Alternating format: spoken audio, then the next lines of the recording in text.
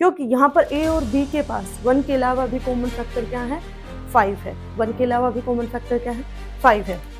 So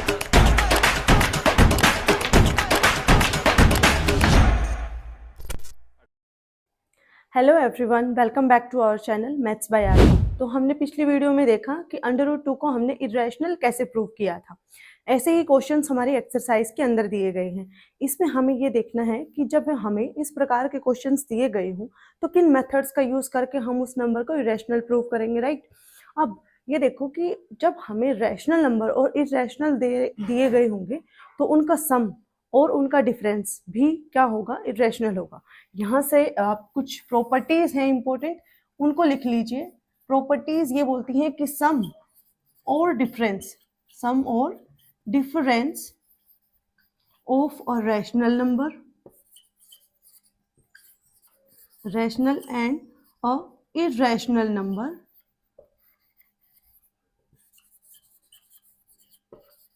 is always irrational. ठीक है, पहली प्रॉपर्टी तो आपकी हो गई ये।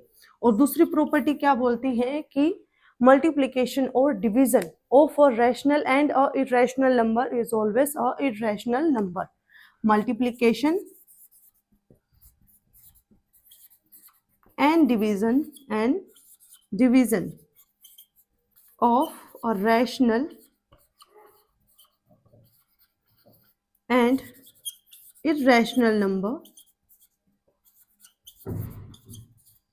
is always irrational।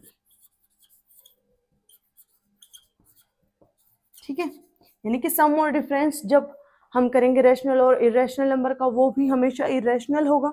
और मल्टीप्लिकेशन और कोशेंट जब आएगा किसी रैशनल नंबर का और इरेशनल नंबर का, वो भी कैसा नंबर होगा, आपका एक इरेशनल नंबर ही होगा।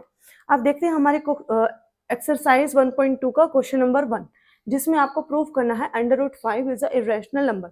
ये बिल्कुल सिमिलर है जो हमने एक रिजल्ट किया था √2 का इरेशनल प्रूव करने के लिए, बिल्कुल सेम है। इसको हम करेंगे by the help of contradiction. So solution में हम लिखते हैं by using the contradiction method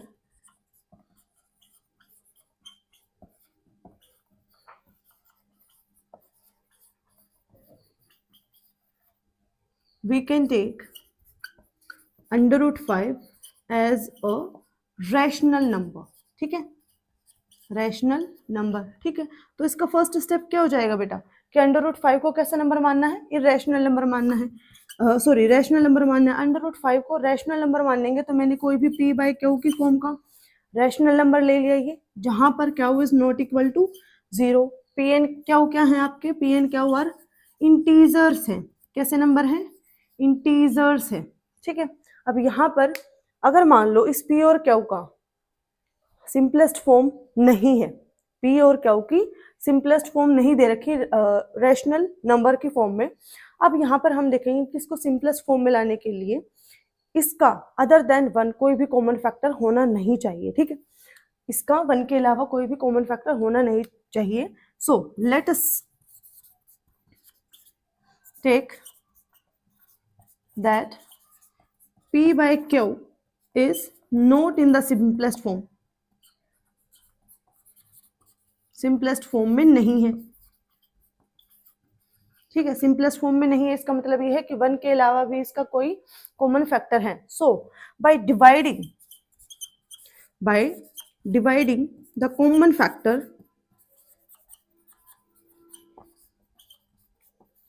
by that common factor we get √5। अब किस फॉर्म में आ जाएगा हमारे पास, a/b की फॉर्म में आ जाएगा, जहां पर b is not equal to 0 and a और b आपके कैसे नंबर हैं, इंटीजर्स हैं।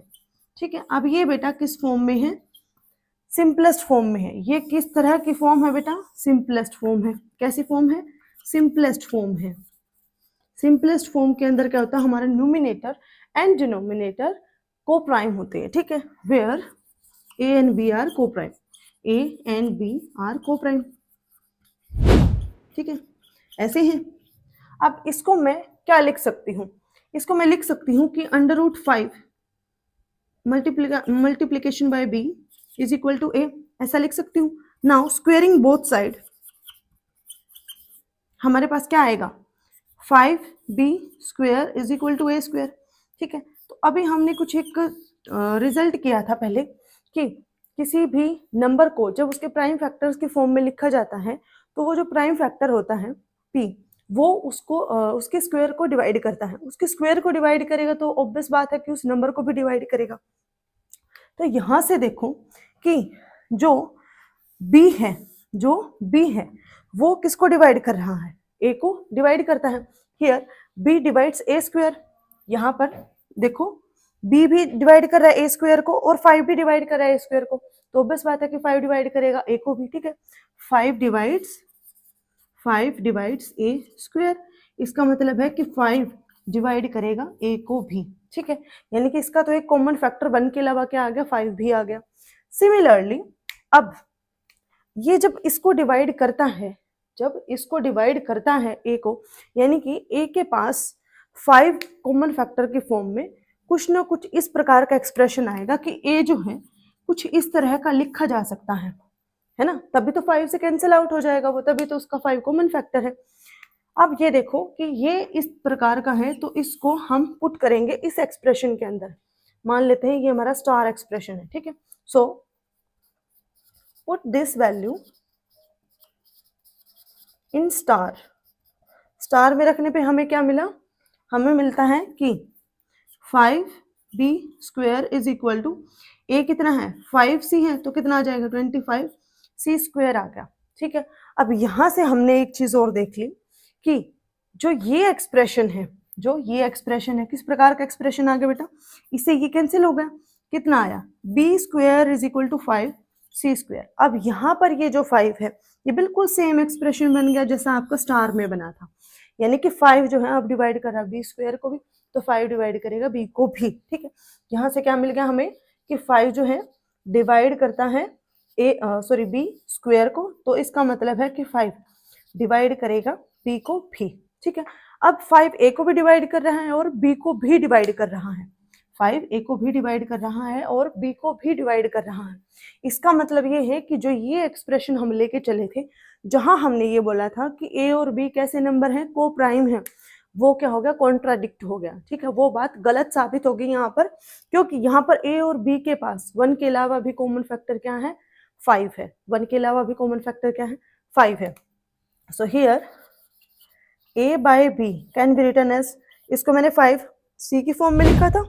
ठीक है, और इसी प्रकार से अगर b को डिवाइड करता है तो इसको कुछ 5d की फॉर्म में लिखा जा सकता है, ऐसा लिखा जा सकता है। अब इसके पास तो क्या आ गया 1 के अलावा भी कॉमन फैक्टर आ गया, जो कि गलत है। ठीक है, जो कि गलत है।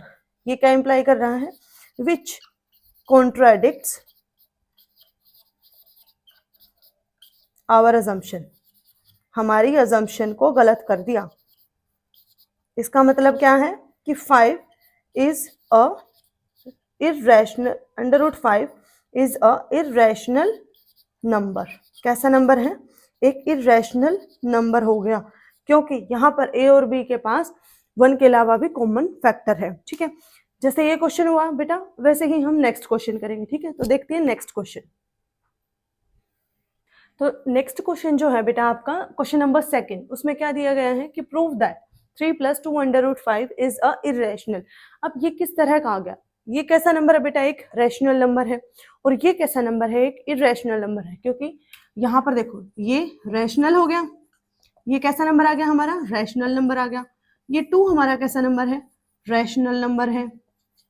ठीक है, और अंडर रूट 5 कैसा नंबर है इर्रेशनल नंबर है, कैसा नंबर है इर्रेशनल नंबर है। ये आपकी प्रॉपर्टीज जो है उसके लिए मैं आपको समझा रही हूँ कि देखो इसने क्या बोला था कि जब एडिशन होगा किसका, एक रैशनल नंबर का और एक इर्रेशनल नंबर का, वो कैसा नंबर होगा इर्रेशनल नंबर ही होगा।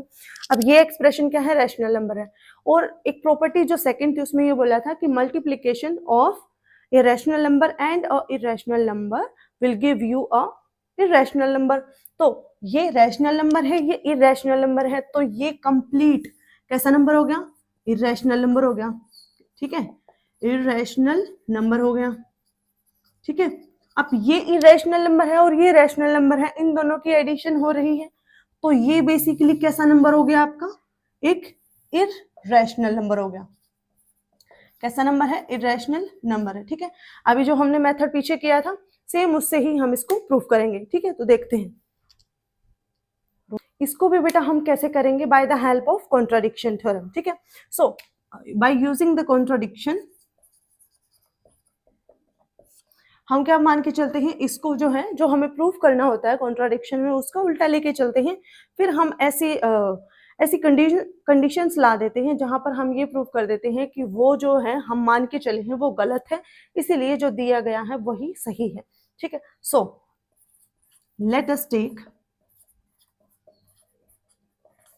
3 + 2 √5 इज अ रैशनल नंबर। कैसा नंबर है, रैशनल नंबर है।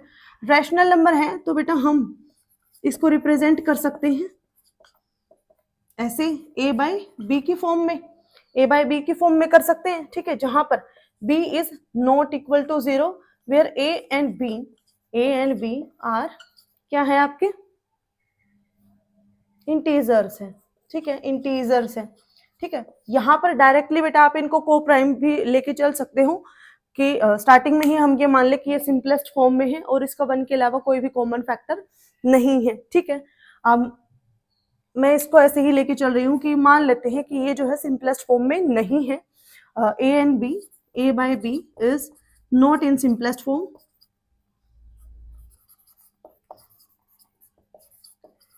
नॉट सिंपलेस्ट फॉर्म का मतलब क्या है कि have a common factor other than 1। ठीक है, 1 के अलावा कोई भी कॉमन फैक्टर इसका है, इसीलिए to write in the simplest form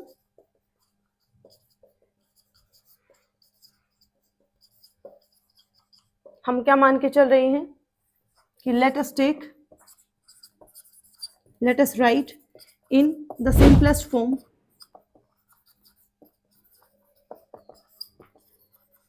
we get, क्या मिलेगा हमें सिंपलेस्ट फॉर्म में लिखेंगे तो, सिंपलेस्ट फॉर्म में लिखेंगे तो हमें मिल जाएगा कि कुछ भी मान सकते हैं हम, एक्सप्रेशन x/y मान रही हूँ मैं यहाँ पे। ठीक है, कि 3 + 2 √5 इज इक्वल टू x/y है, y है जहां पर y is not equal to 0।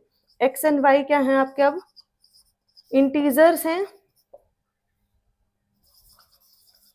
And को प्राइम, साथ के साथ क्या है वो को प्राइम भी है। ठीक है, को प्राइम है यानी कि 1 के अलावा उनका कोई भी कॉमन फैक्टर नहीं है। ठीक है बेटा, अब इस एक्सप्रेशन में देखो, ये कंप्लीट नंबर क्या है, इरेशनल है। ठीक है, यहां से मैं सिर्फ √5 की वैल्यू निकालना चाहूंगी। ठीक है, सिर्फ किसकी वैल्यू निकालनी है, √5 की। तो मैं इस एक्सप्रेशन को ऐसा लिख सकती हूँ कि 2 √5 इज इक्वल टू x/y -3, ऐसा लिख सकती हूँ। ठीक है, अभी यहां से मेरे को सिर्फ किसकी वैल्यू चाहिए, √5 की, x -3y में y, और यहाँ से ये 2 नीचे जाके मल्टीप्लाई हो जाएगा। यहाँ पर हमारे पास ये एक्सप्रेशन आ गया, यानी कि जब मैंने कंप्लीट नंबर लिया तो ये नंबर भी तो क्या है, विच इम्प्लाइज कि √5 is also a rational number. ये भी क्या है, एक रैशनल नंबर है, ये भी क्या है, एक रैशनल नंबर है, जो कि कॉन्ट्राडिक्ट करता है हमारे फर्स्ट क्वेश्चन को। फर्स्ट क्वेश्चन में हमने क्या किया था कि √5 इज अ इरेशनल नंबर। ठीक है, सेम एक्सप्रेशन इसी में यूज करेंगे जो कि हमारे किसको कॉन्ट्राडिक्ट कर रहा है कि √5 इज इरेशनल नंबर। यहीं से लिखो कि which contradicts that √5 is a irrational number, जो कि गलत है ना, हमारे फैक्ट को गलत कर रहा है, इसीलिए ये कैसा नंबर हो गया, रैशनल नंबर हो गया। ये कैसा नंबर हो गया, सॉरी इरेशनल नंबर हो गया। अब ये इरेशनल नंबर हो गया तो ये भी इरेशनल नंबर है और ये भी इरेशनल नंबर है। कैसा नंबर है, ये इरेशनल नंबर हो गया, ये भी रेशनल हो गया और इससे ये भी इरेशनल नंबर हो गया मेरा कंप्लीटली। ठीक है, तो अब ये क्या इम्प्लाई कर रहा है कि 3 + 2 √5 इज अ इरेशनल नंबर। ठीक है, यहाँ पर बेटा मैंने वो कंप्लीट एक्सप्रेशन नहीं कराया क्योंकि वो सेम बिल्कुल क्वेश्चन नंबर 1 जैसा है। अगर आपका एग्जाम में ये क्वेश्चन आता है तो आपको अंडर रूट 5 इरेशनल आपने कैसे प्रूव किया वो कंप्लीट स्टेप्स इसके अंदर लिखने हैं। और इसी तरह से अगर कोई क्वेश्चन आपको ऐसे प्लस की फॉर्म में दे रखा है, एडिशन या सब्ट्रैक्शन की फॉर्म में दे रखा है, या फिर डिवीजन की फॉर्म में दे रखा है, सेम मेथड से हम इसको करेंगे। जैसा कि आपका एक्सरसाइज का क्वेश्चन नंबर 3 है जिसके अंदर आपके 3 पार्ट्स हैं, उनको हम नेक्स्ट वीडियो में डिस्कस करेंगे। आज के लिए हमने ये 2 क्वेश्चंस देखे जहां पर आपको बताया गया कि अगर किसी नंबर को मुझे प्रूफ करना हो, कुछ इस तरह का अगर कोई नंबर आ जाए उसको इरेशनल प्रूफ करना है तो वो कैसे करेंगे। एंड अगर वो आपको एडिशन की फॉर्म में दे रखा है या सब्ट्रैक्शन की फॉर्म में दे रखा है या उसके ऊपर कुछ ऐसा ऑपरेशन लगा रखा है जहां पर हमें पता चल रहा है कि वो एक इरेशनल नंबर है, तो उसको प्रूफ करने के लिए जिन मेथड्स का यूज होगा उसको हमने आज डिस्कस किया। नेक्स्ट वीडियोस में हम ऐसे ही अपने क्वेश्चंस को स्टेप बाय स्टेप करेंगे, ठीक है। तो और अधिक जानने के लिए मेरे चैनल को सब्सक्राइब करें और बने रहें मेरे साथ और बहुत मेहनत के साथ पढ़ते रहिए, ठीक है। Thank you.